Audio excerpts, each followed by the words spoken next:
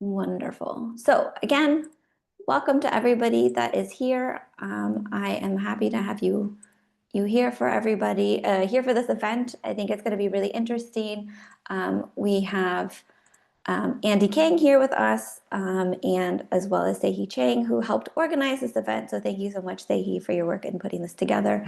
We wanted to have an event as part of the global AAPI caucus to talk about all the things that's going on in the U.S. right now, specifically related to the immigration situation, which I'm sure everyone has been reading plenty about. And maybe you have some questions. I know I do, about trying to understand all that's going on. So with that, I'd also like to point out what we're going to do. We will have time for questions, but I would ask that you type your questions in the chat box, so that way we can collect them, and then we will ask the questions. We'll try to save at least 20 minutes for questions. So with that, I would like to turn it over to Sehi to introduce our speaker. Hi, everyone. I hope you can hear me. Greetings from Germany. I'm really honored and excited, super excited, actually, to introduce my friend Andy Kang. And so happy he can talk to us, to our caucus and to Democrats abroad, and to all of us who are concerned about what's going on in the US. Andy is the Asian American Foundation's co-director of safety, formerly its national director of anti-hate, and brings over a decade of experience in community work. He joined TAAF after having served as executive director of the Pennsylvania Immigration Coalition and co-chair of the Fair Immigration Reform Movement Forum, the largest national grassroots immigrant rights network. Prior to PIC, Andy served as executive director of Asian Americans Advancing Justice in Chicago, where his team led the launch of the TEAACH Act, which made Illinois the first state in the country to mandate the teaching of Asian American history at the secondary level. In response to the rise in anti-Asian violence in Chicago, Andy also launched local bystander intervention trainings in partnership with Right to Be, and successfully advocated for the reestablishment of the Illinois Commission on Discrimination and Hate Crimes. He was one of the lead negotiators and strategists for the Illinois Trust Act, the Voices Act, and automatic voter registration, and also advocated successfully to strengthen Chicago's welcoming city ordinance in response to Chicago police abusing a Chinese American woman. Andy continues to serve as a board member of the Illinois Coalition for Immigrant and Refugee Rights, and he holds a bachelor's degree from the University of Illinois at Urbana-Champaign and a JD from Northwestern University's Pritzker School of Law. He's a proud second-generation Korean American and Chicagoan, currently living in Philadelphia with his wife, Cassie. And I just wanted to say we have known each other, our families, for a very long time. And I believe I met you when I was like 14 or 15 years old, such a long time ago. It's such a privilege that you're joining us today. And I'm just so proud of the work that you're doing. I don't know, you make us Korean Americans super, super proud, and all of us overseas Asian Americans. So thank you so much, Andy. Yeah, no, appreciate that, Sehi and Emily. And for folks that know Sehi, our moms went to school together in South Korea. So go way back. But glad to be here. Appreciate the invite. Be really upfront. I'm here in my personal capacity, not as TAAF, which is a nonpartisan organization, but is also an organization that, challenging as it is, trying to be bipartisan. That's in today's time in America is extremely difficult if you're an organization that values immigrants, right, and holds that as a core belief. But this time is really going to be for you and the questions you have, things you want to know more about. You heard my background. I'm still very connected, not just to Asian American organizations around the country, which my foundation funds and supports, but also I'm still connected to my firm, friends and colleagues. Once you're kind of in the immigrant rights movement, unless like something bad happens or you totally change of heart, you never really leave. And so actually, I was just right before this call texting a friend about something that just happened. So I have a really good sense of where a lot of the organizations, a lot of leaders are and things that they're struggling with and seeing in their corner of the country. Firm is like 30 plus states. I want to say at 33, 34 at this point. Latino runs the gamut from Latino to Black immigrant to Asian American to Muslim American organizations. You all probably, hopefully, don't doom scroll as often as I do. I was sharing with Emily and Sehi, I was in Vancouver over July 4th, just to get out of the country. And it was kind of nice. Canadian news is a little less action-packed, right? It's like about trade deals and tariffs, and everyone's so nice. It was very cathartic for me to get outside the States, where you're just barraged nonstop about, Trump and all the things that are happening, right? And it can wear you down, right? So I want to acknowledge that. That being said, I don't want to assume anything. So the things that you're probably seeing happen in news, well, obviously ramped up enforcement, not just Los Angeles.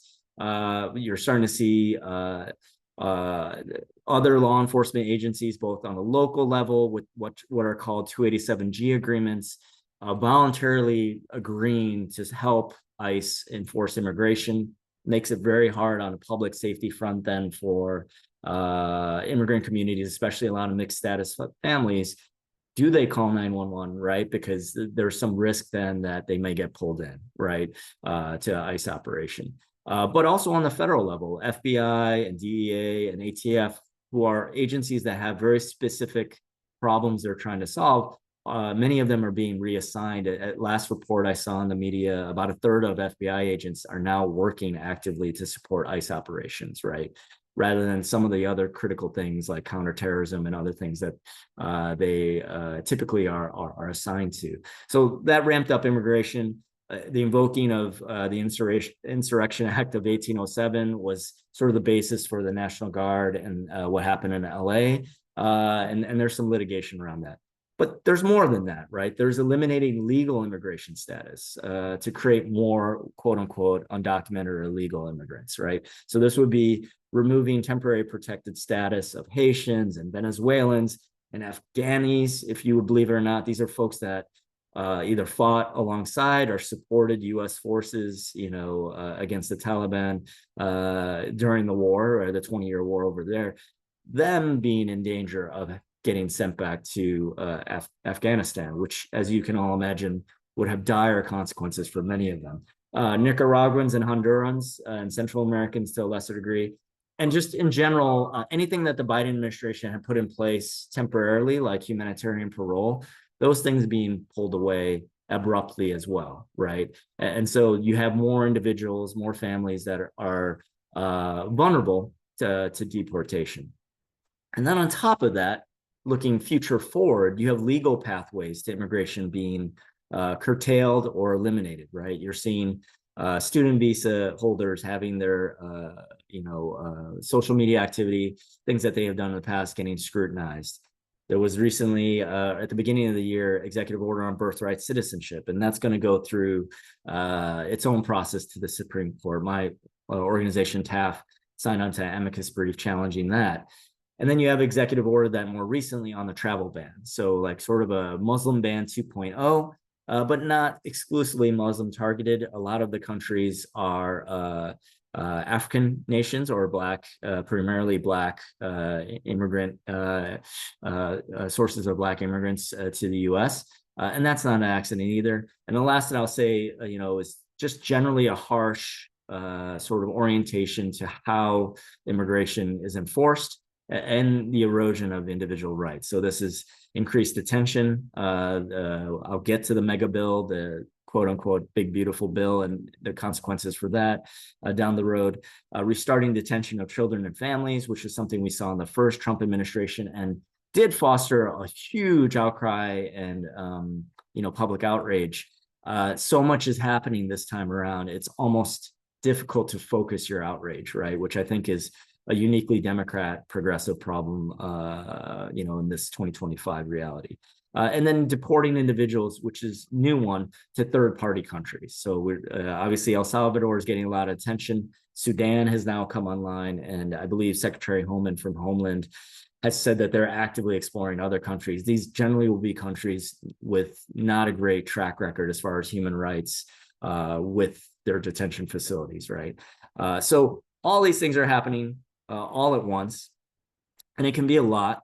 And I think I would just offer maybe one way that hopefully is helpful as far as how to process all of this as it unfolds and new things come into the news, rather than getting into the details and then the weeds, is understanding the why. And as I talk about the why, I'll talk about the who. So the who is the Deputy White House Domestic Policy, I believe his title is advisor, but he is Donald Trump's right-hand man in the White House. His name is Stephen Miller. And you've probably seen his name in the news. Stephen Miller is, by all accounts, an unapologetic white nationalist, right? He wouldn't use those words, but the words he uses are sort of the definition of a white nationalist. And his overall goal, which he tried unsuccessfully in his first 4 years with Donald Trump, with the help of Steve Bannon, is they want to stop immigration from, I would say, any other country that isn't white majority, right? So non-white immigrants are the goal of stopping that. Is ultimately at the core of everything he proposes and does. Now, why is that?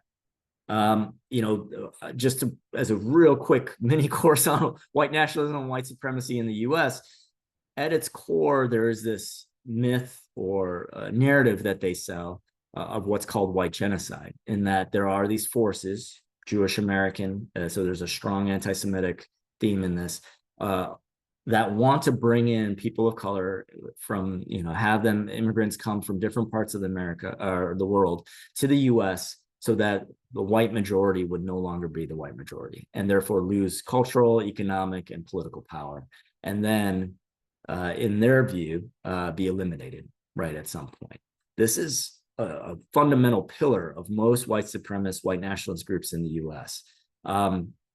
This is, unfortunately, a global ideology. Since many of you are chiming in from Germany, the AfD, the Alternative for Germany, encapsulates this ideology, right? I know they talk in code now and are a little cute about it because of some of the laws that exist in Germany that don't exist here in the US. But ultimately, that is really at the heart of it, right? And some of those criminal conspiracies that were caught by security services in Germany revealed that, right? When there were police and some military, they had lists, they had a whole plan, right? And I don't want to get in that, but just to note that what is happening in Europe, what is happening in the US, this is all interconnected now, right? And it was the case back in the 30s as well. When Hitler rose to power in Germany, he sent his Nazi lawyers, to the US to study US laws on immigration and how US laws dealt with issues of race. And a lot of the initial laws that he passed, when he took power in Germany, were based off of US domestic policies, right, around immigration, around race, the treatment of African Americans, but also Native Americans and other groups. And so there is this interconnection of what is happening, and it's just been supersized now as far as social media, but also just the tech and the ability for folks to regularly communicate and connect. So if that is the name of the game, to limit and curtail legal immigration, what is the response? And I think I was given a little bit of a heads up that folks want to know, like, there's a lot of frustration with Democrats, especially on the federal level and in Congress. What can be done about this? Sadly, there isn't a lot on the federal level that Democrats can do as far as legally hindering these efforts, right? Now, there are things that the administration is doing that are unconstitutional, and that's going to have to go to the Supreme Court. Unfortunately, it's up to the Supreme Court to show courage and hopefully be principled and call that out. There are things that they can do in hearings to bring attention, right, to specific practices, things that they think are wrong, right? But as far as passing legislation, as far as like stopping the big beautiful bill, as you all saw, they're very limited in their ability. Primarily on the federal level, Democrats, their biggest weapon is their platforms, is what narratives, what do they communicate to the public, what are they saying? And in that arena, I would say there's still a lot of room for growth and improvement, right? They're kind of all over the place. And in general, in immigration for the last several years, Democrats have never really fully found their comfort level with just boldly saying they're pro-immigrant, detached from the economic benefit that immigrants bring to the country, right? Just that, like, we as a society thrive when we welcome people from elsewhere, right? That is not something that we've seen the Democratic Party hold consistently, right? And I share this because I was in charge of spearheading our effort during Build Back Better in the final Biden administration.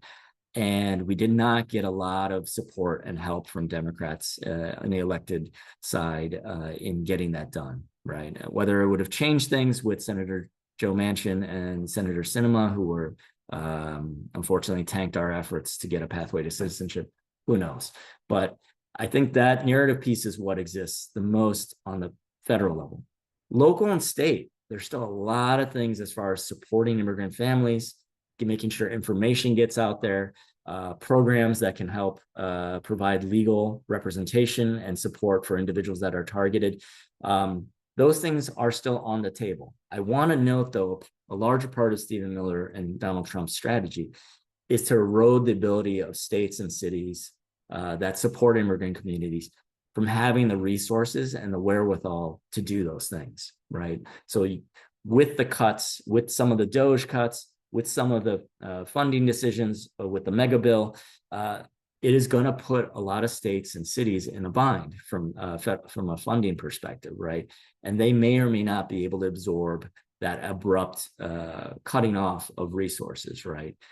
So there is generally an overall push, along with immigration, to increase both the military and law enforcement authority of the federal government while Donald Trump is in the White House, and to diminish the ability of local governments and state governments to be able to do their job in looking after the community. There are some unintended consequences here that they may take a political hit. You saw, Donald Trump has been barraging FEMA for the longest time and really has sort of kneecapped FEMA's ability to do its job. And that kind of has come back to bite them in the butt a little bit with Texas.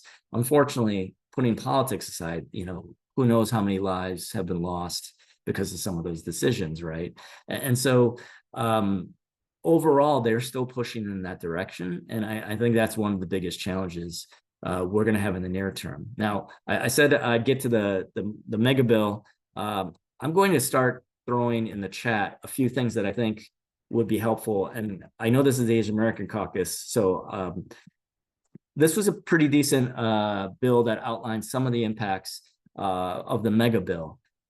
I'd say as you're looking at that, one of the immigration-related things that the mega bill has in it that is a bit of a game changer for now is it exponentially blows up ICE and Homeland's budget for enforcement. And what that's going to mean is currently the silver lining for all that has happened in 2025 is ICE and their infrastructure isn't designed to give Stephen Miller what he wants. He wants 1 million individuals deported annually, right? That was an impossible number as it stands because of the court system. Immigration courts are not designed for that. It's why you're seeing them try to bypass the courts and have expedited removal of folks and not do due process, which most courts or federal courts are having a really big issue with. But it's also why he's looking for those cheat codes, right? Removing temporary status or humanitarian parole for individuals, because then he doesn't have to go through a process, right? ICE can grab those folks and deport them, and that counts toward his million count of having people deported, right? Detention. If you need to hold folks for any period of time, they don't have enough detention facilities, right? Right now, it's being reported, and maybe not enough. You have folks that are just jam-packed, over capacity, sleeping on the floor, including kids, right? And this is because they don't have enough space. The mega bill is going to try to address that, right? There's a lot of money put aside for detention facilities. There's a lot of private contracting groups that run private prisons, currently for US citizens with convictions, but they see this as a huge growth industry, right? That they can create immigration facilities and make a lot of money on that. And then, yes, more Customs and Border and more ICE officers. That will take time for training to, get those folks in the field. And so there is some time before Stephen Miller gets that full-fledged operation that he wants. And so for that reason, while the enforcement, what you saw in LA maybe got more attention, but is happening across the country, from Nashville to Florida, to Chicago, to New York, to Wisconsin. It is happening everywhere, right? And their only limitation is the capacity of their agents. And there's already reports that ICE agents are like completely burnt out, right? I'm not asking you to sympathize for them, but it's an important piece to note that like they're working 24/7 to meet their numbers, because otherwise their supervisor gets fired. That supervisor gets fired. That's the kind of pressure they're under to just grab people. And it's why you're seeing them like, there's all these viral videos, but it is reports are coming in from, to me at least, everywhere.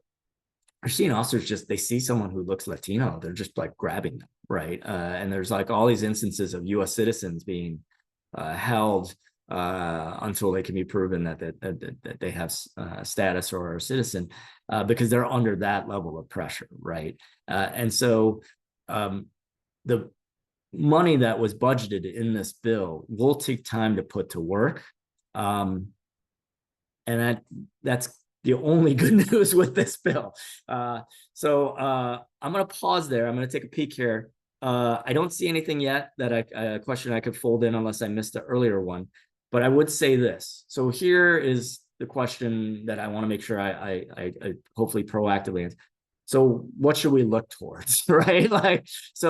What a lot of immigrant rights groups are talking about, what's important is for folks not to just normalize the ugliness of what's happening, right? And there's a real risk with that. I even have to admit, like, you start to get used to all the terrible things that you're seeing here when you're stateside. Hopefully that hasn't happened as much for you because, it's not constantly on your TV screens. But this is a real struggle because it's part of their strategy as well, that as they overload people with all these different things happening, stuff starts to, like, the goalposts sort of shift on what is okay, what is not okay, right? And maybe they don't do the most extreme thing, but then the other pieces of their plan, folks just let it slide. There's real danger in that. And so what's important is to take something that you think really matters, or you think would really bother someone who's maybe not aware, or is it persuadable, right? Up to grabs on politically what's happening in America, and sharing about that, right? Rather than trying to get them to buy this overarching thing that Stephen Miller is pushing, this huge campaign to stop immigration, non-white immigration in America, right? That may be a harder sell. So one of the things we're hoping with Democrats in Congress is they start calling that out more specifically as well, right? Because when you get in the weeds of any one of these policies, right, it's easy to go down that rabbit hole. But thematically, it's easier to explain this is what's happening. Now, whether white Democratic electeds feel comfortable doing that the way that the Latino Caucus or the Asian Caucus and some very prominent members of the Black Caucus have done up till now remains to be seen, right? That's a debate that's happening in political circles that I don't have access to, right? But for you, that narrative is like overwhelmingly clearly the thing that is going to change everything here. Recent poll that just came out by Gallup shows a lot of Americans now, the majority, don't approve of what's happening on immigration in the US, which is drastically different than 2024 when they were barraged with endless super PAC ads and Trump ads about how bad and dangerous immigrants were, right? So there's a very soft, undecided as far as folks having a sense of like what this country should be about and how we should relate and think about immigration. That's very much up for grabs. Anyone tells you, it's too far gone, it's simply not true, right? And that's the beauty of politics, the ability to influence and persuade people to do the right thing, to like hold to higher values. It's still there. Messengers, effective message, all that, less so. And so that's the challenge, is like finding those right folks, investing and supporting them, encouraging them, thanking them when folks do the right thing. I'm seeing something here. Oh, Colombia. But more of a step by step. I think they're asking about, abolition of dual citizenship. So yes, there's an internal memo that was leaked to the press at the DOJ, where they're going to be exploring denaturalizing folks that are U.S. citizens. That's a very high bar. So the courts would, I think, scrutinize that pretty heavily. But it is something that they're kicking the tires on, right? There would have to be pretty strong fraud grounds for doing that, is the lawyers at the National Asian Bar Association that I've spoken to about that. But who knows? They might try a novel approach and hope that the Supreme Court defers or doesn't want that showdown. Just a quick note on the Supreme Court. It seems by some of their decisions or decisions not to challenge or take up cases that are challenging some things the Trump White House is doing, it seems that they are trying to avoid a direct confrontation with the White House, right? Because if there is on an issue that President Trump cares deeply about, if there is a big direct confrontation where the Supreme Court says you did X and that is clearly unconstitutional and you can't do that, and the White House doesn't listen to that decision, it's a little unclear what happens at that point, because the Supreme Court has no enforcement mechanism. It is in the U.S. constitutional system, unfortunately, and strangely, given the founders' obsession with preventing tyranny, no mechanism for what happens if the individual sitting in the executive and the White House, who is charged with following the law, decides to disregard what the Supreme Court says. Now, some people would say, well, it's impeachment.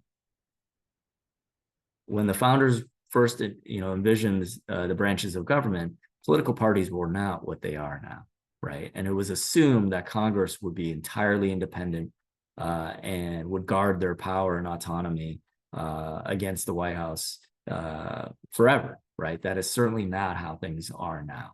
And so that's the challenge there.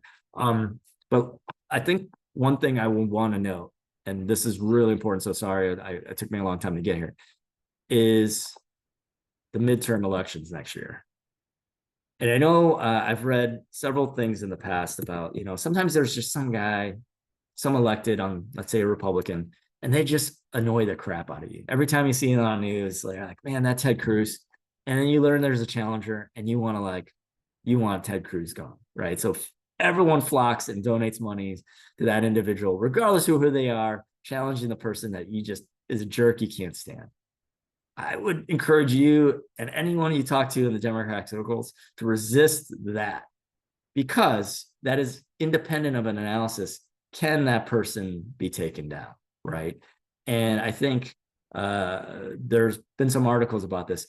A lot of money has been donated with good intentions to political candidates in races that are just simply, because of redistricting, not going to be competitive races, right? There are many districts that are just been drawn to be like 90% red, right? And it would be really hard to remove them. Now, if you want to fund like a moderate Republican, if that's a strategy that exists anywhere during a primary season, that would be one thing. But flipping overwhelmingly districted House, district that has been designed to be Republican, flipping that blue is incredibly challenging and takes an extraordinary amount of resources and a candidate that is just a rock star, right? I've noted the Cook report because there are a lot of races that will make or break who controls the House in 2027, right? Since I'm talking to a predominantly Asian crowd, unsurprisingly, Orange County in California is a swing region, right? So there is a democratically elected Vietnamese American, I believe is Congressman Tran, and there's a Republican elected Congresswoman Young Kim. They represent different parts of Orange County, but both of their districts are heavily AAPI, and those are going to be hotly contested races, right? There are a few others out there, but I would just note that I think the action is going to be on the House side, because if the House flips and Democrats do have control, then they get to dictate hearing committees. They get to subpoena and require Stephen Miller and Secretary Holman and Attorney General Bondi. They get to require them to testify. FBI Director Kash Patel. All that committee power comes back to it. And then that narrative piece and that comms piece, if they're able to seize that effectively, becomes way more powerful, because now they're creating, generating, driving the news, right? Not entirely, because the White House is still the White House, but they have ability to fight. They have the ability to fight on funding, right? And maybe potentially claw back some of the things that were in this last bill. So all those things come into play, but not if they don't have the House. Now, I'll just note on the Senate side, that's not looking as promising, just because of some of the states that are in play are dominant Republican states that historically in the last several cycles have not gone Democrats' way.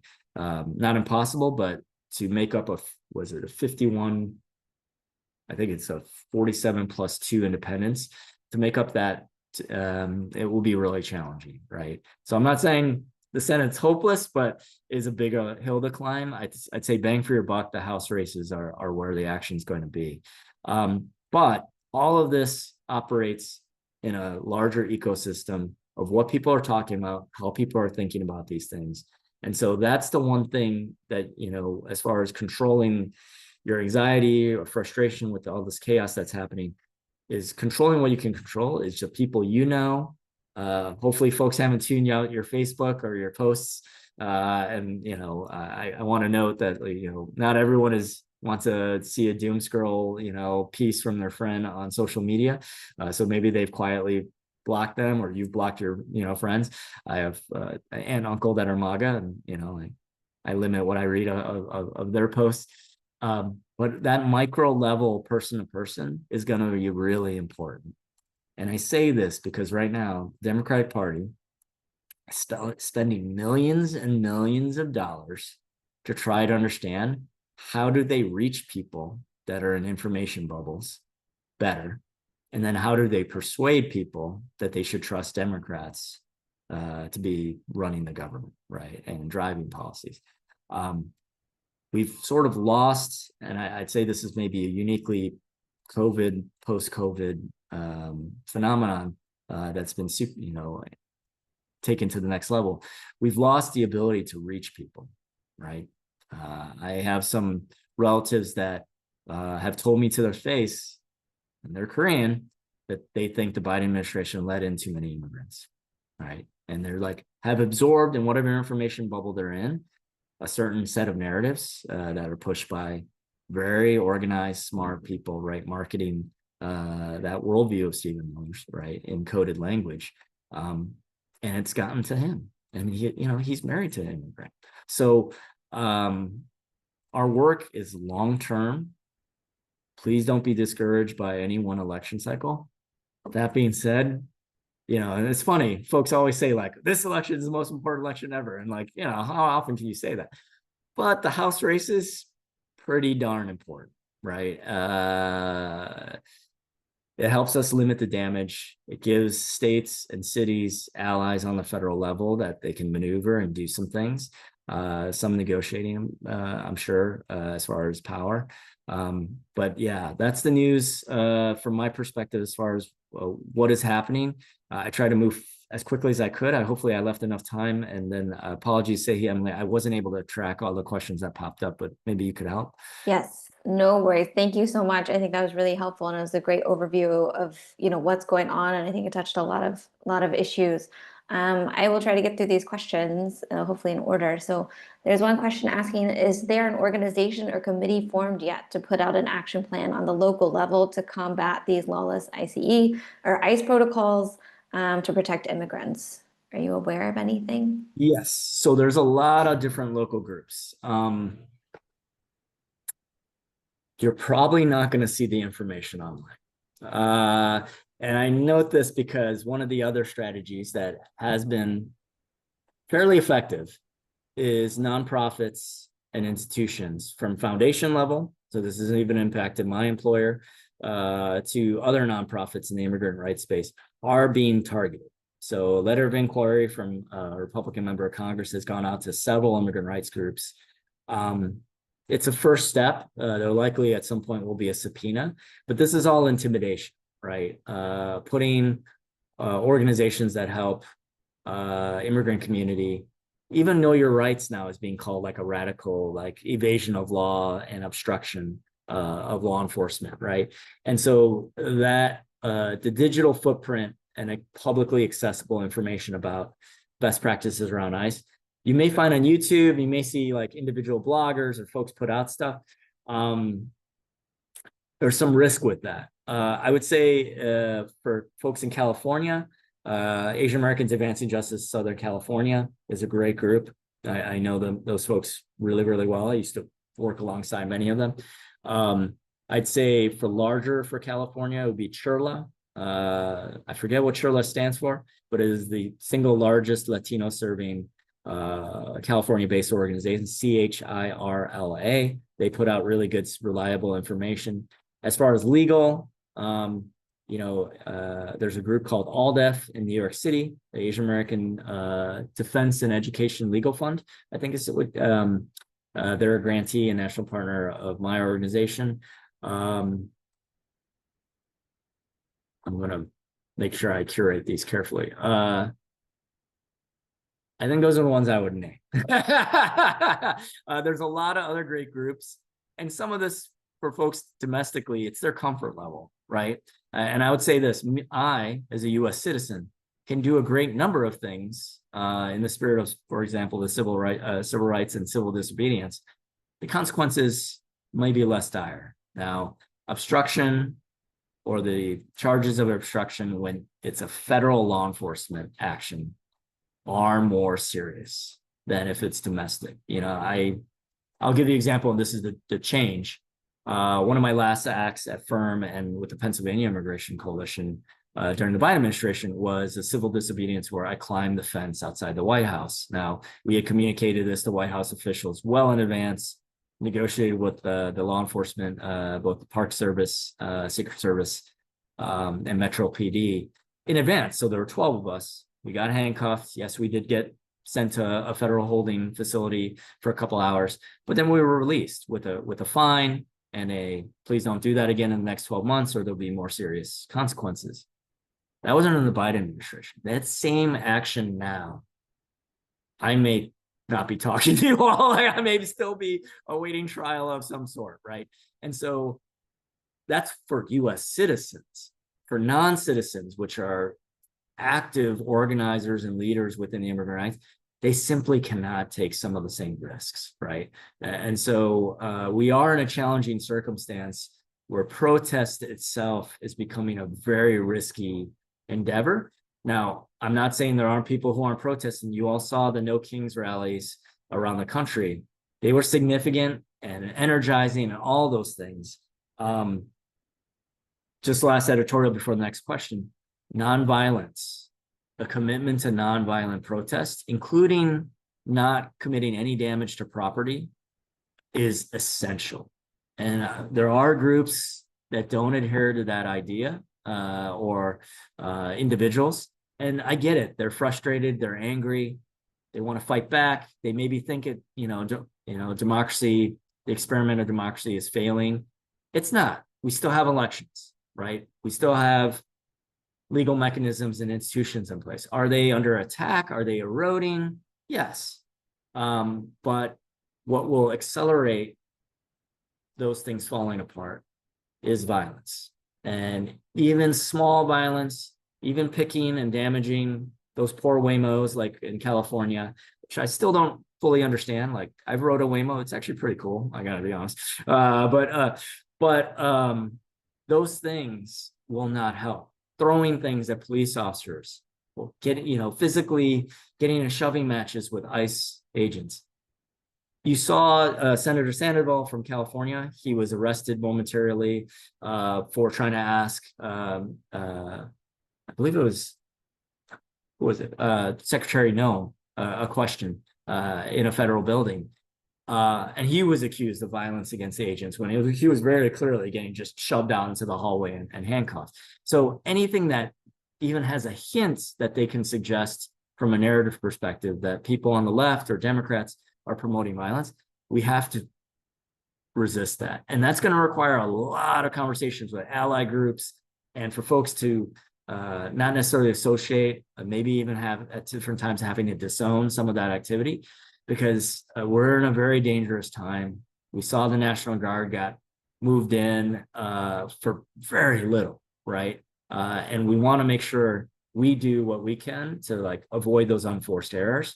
But also, I would just say, as a practice for me, at least, I am very committed to the idea of nonviolence. I think it's what works best. It helps reduce the noise and gets people who maybe are undecided to hear your message better, right? And so those are all things, hopefully, that folks can help promote in your circles, in your networks. Because sometimes I do see that pop up in my thread where I have a friend like, oh, yeah, but, they're just smashing this, or like, what's the big deal? And it's a big deal. Yeah. Thank you. Should we move on to the next question, Emily? Yes. I think, yeah, okay. Yeah, so the next question was about Project 2025 and just how immigration is viewed in this project. They mentioned besides the 1 million deported each year, are there more actions coming up accounted for in that document? I mean, I have to remember, because I do get the Heritage Foundation has their own. So there's Project 2025. There is a lesser known group that was very involved during transition. That's ex-MAGA staffers as well. I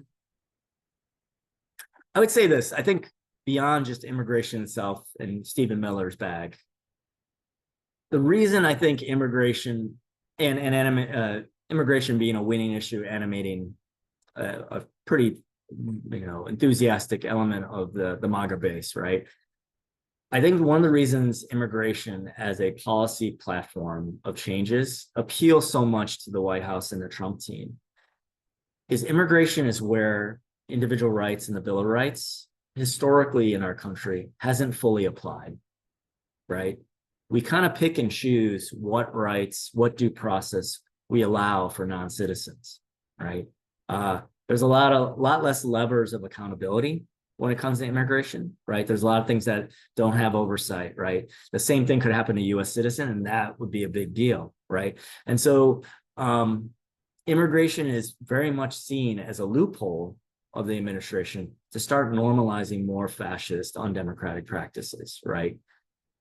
And the example that, which we talked a little bit or a lot about here, is the National Guard taking federal law enforcement agents that have entirely different mission and reassigning them to immigration, right? We have ICE agents and we have those same federal agents. They're not identifying themselves, right? They're walking around with masks. They oftentimes don't announce what agency they're from, from folks that are ally groups that try to videotape and ask questions.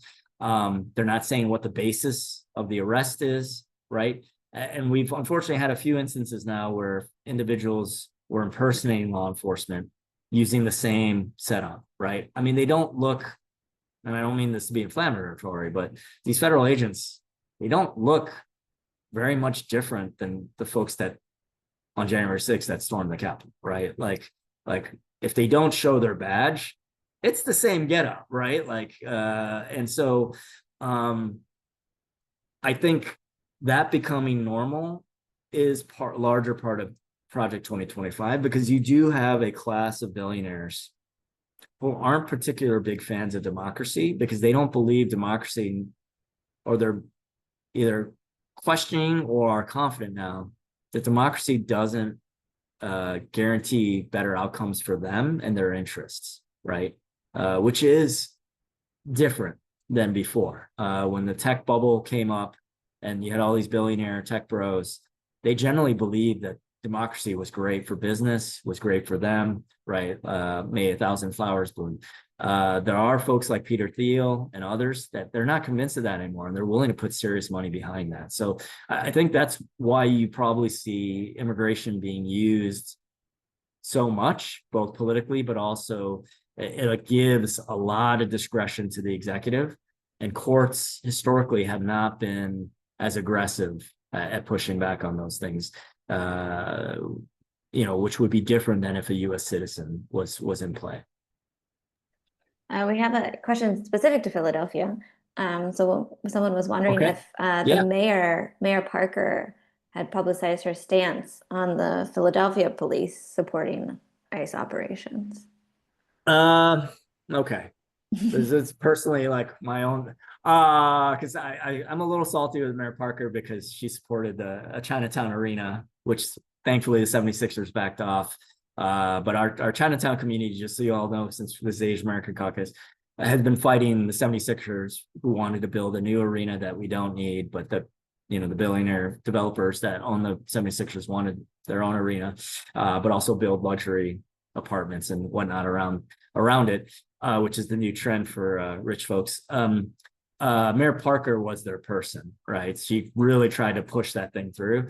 And then 76ers, funny enough, pulled the plug on the deal and made her and the city council look really bad. But on safety issues, Mayor Parker, I'd say, is being very careful. And I'm gonna give her, like, this is the best spin on Philly mayor. The reason cities like Philadelphia and Mayor Parker are less bold than, say, you might see the mayor of Los Angeles or other places is Philadelphia is one of the poorest major cities in the country. And a huge percentage of what Philly needs to fill its gaps and plug its holes comes from the federal government, either indirectly to the state of Pennsylvania, then to Philly, or to Philly itself. And I'll give you an example. Right now, SEPTA, our public transportation, it was recently reported, may have to cut services by 50%, right? That's bad. Like, we have a lot of folks. Any of you watch Abbott Elementary, which I highly recommend, for those that like The Office or Community, Parks and Rec, you'll love Abbott Elementary. But there was an episode there where the bus drivers, there's a strike, and the implications for low-income communities, for public school attendees, folks just trying to get to work. Philadelphia is a city that needs funds from the federal government. It is not generating locally enough revenue to meet all the sort of essential services that residents need. And so one level understand, I would love for Mayor Parker to be more bold. I don't know that every mayor needs to do that, but just don't throw immigrants under the bus, right? Which unfortunately we've seen a few instances of that. But I think the jury's still out on that Philly question. We'll see. I would have been happier if Helen Gim had won, who's a friend of mine, but she did not win. So I think there was a question, Emily, before that about Texas. Did you? Yeah, I saw. So okay. Andy, I'm not sure if this is something that you're, well versed in, but someone was asking about the Republicans redistricting Texas in order to gain seats in 2026. Is this something they can do? Yes, we'll see. I think there was a case that a lot of folks had a lot of hopes with that went up to the Supreme Court around redistricting, and a lot of smart people, including folks connected to my older brother, actually, who's a voting rights election law professor at Northwestern, they put forward a range of ways of better evaluating redistricting. And is this really just discriminating based on partisan lines and undemocratic, right? And therefore unconstitutional. And it was kind of a buffet of ways, a better way forward so that redistricting isn't so partisan and just like, why are we even having these elections? Because that's a seat that will 100% always go Republican, and that's a seat that will 100% always go Democrat, right? Supreme Court decided not to adopt any of those new standards, and instead, just kind of put their head in the sand, status quo. Because of that decision, I'm less confident unless there's a smoking gun evidence that what's going on with the Texas Republicans, that it's racially discriminatory, or like they're just so careless that they say, what we're trying to do is make sure a Democrat never holds elected office ever again in the state of Texas. Unless they do something that glaringly obvious, it's likely that the court, Supreme Court that is, would look the other way on that. That being said, I want to note this because my grantees in Texas have hammered this on me. Texas is one of the largest Asian American populations in the country. Now, percentage-wise is one thing, but sheer number, it's huge, right? Rivals California, New York, right? And I name that because not everyone in Texas votes. Not everyone in Texas votes in primaries, and not everyone in Texas votes even in general elections. And so if Asian Americans at a higher rate vote, and if they had a higher rate vote Democrat, there is really, really important power and effectiveness and value in that, not just for the Democratic Party, but for Asian Americans that care about these issues and want to see more and better from, Democratic elected officials. So that's just a little hat tip to the Texan folks. I know everyone keeps saying like it's purple, and at some point, and what's his face, Beto, like jumping on the bar, and folks remember that stuff, and then it doesn't come to be. Not yet. Georgia was like that too, right? And now Georgia is very much up for grabs, and obviously has 2 Democratic senators that are fighting hard to keep their seats. Ossoff, I'd say, actually, come to think of it, would be a Senate race that is critically important, and Asian Americans in Atlanta and the metro area will play a pivotal role. Just with keeping time in mind, so I think this will be the last question, but it kind of wraps up, I think, and is a good end to this. Going back to, what we can do, and, besides making sure that we're voting, we're talking to our friends and family and the people we know, reminding them as well to vote. We also had overseas, No Kings protests. And, do you see that as a helpful thing when we're protesting outside of the country, or what's an effective thing for us to be doing? Yeah, I have to be honest. I don't know what it's like for you all. On one level, I'm jealous, and on another level, I could see being where you all are, seeing what's happening, and not feeling right that there's a different kind of pain with that I can't relate to. Right, it's certainly professionally, I'm working on this problem, which is both great and also hard. I think there's a range of nonprofits that do work on this problem, both legal to community, do those things that, because this is recorded, I would, all the things around know your rights and helping with ICE, helping alert people when, there are some states like Illinois that are setting up alert systems, community alert systems. It's really tricky because you don't want folks to, falsely be panicked, but unfortunately, this is something that has to be built in. A lot of those organizations are not going to get necessarily government funding anymore, but also foundations are afraid. And, I will say that what I've seen from my vantage point is foundations are worried about funding those groups and then getting sucked into problems, right? You see this with academic institutions, Columbia and Harvard, for example. Donating to groups, solid immigrant rights groups. I think my organization, TAAF, if you look at our page, we're not shy about who are the groups we support. Any one of those groups, I guarantee you, is doing good work, right? And almost all of them have told me they're worried about, not having enough funds, not only like funds that are level with their 2024 or 2023 levels, but they need more now. And because of the Trump threat, right? And they're not even meeting the threshold of what they had before to operate, to hire staff. There's a lot of staff burnout, for folks that maybe had the same experience with me, that they were in this work for the first Trump 4 years. a lot of them are not sure if they can do, they're going to make it for the remainder for the next 3.5 years, right?